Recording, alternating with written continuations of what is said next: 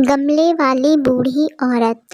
यह कहानी गमले वाली बूढ़ी औरत की है जो अपना घर बड़ी मुश्किल से चला रही थी। उसके पास खाने को कुछ भी नहीं था। वह हर रोज तरह तरह के गमले बनाकर बड़े बड़े लोगों को बेचा करती थी, जिससे उसका घर चल रहा था। लेकिन हर रोज उसकी कमाई नहीं हो पाती थी। यही सोच कर करती थी कि अगर मेरे आज कोई कमाई नहीं हुई तो खाने को भी नहीं मिलेगा। गमले वाली बूढ़ी औरत बहुत ही परेशान रहती थी।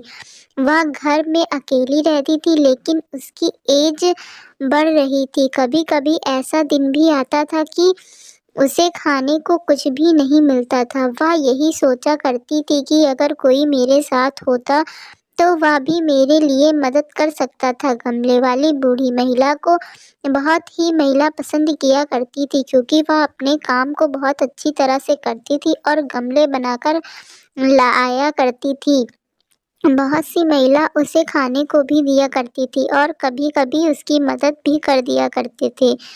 एक दिन बूढ़ी औरत बीमार पड़ गई और वह गमले बेचने नहीं आ सकी, जिससे उससे बहुत समस्या हुई और उसकी तबीयत ठीक हुई तो वह गमले बेचने निकल गई। और महिला ने पूछा कि तुम 2 दिन से नहीं आई।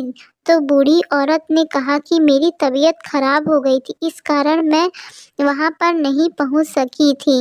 मेरी तबीयत ठीक हो गई तो मैं आ गई हूँ। अभी सभी महिला यही कहने लगी कि तुम्हारे पास कोई नहीं है और इस तरह रहने से तुम्हें दिक्कत होगी। अगर फिर से तबीयत खराब हुई तो तुम्हारा ख्याल कौन रखेगा?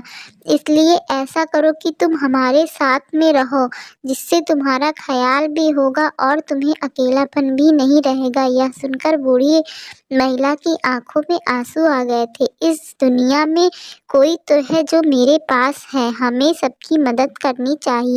मदद करने से किसी का जीवन अच्छा बन सकता है। अगर ऐसा होता है तो हम समझ सकते हैं कि जीवन में हमने एक अच्छा काम किया है।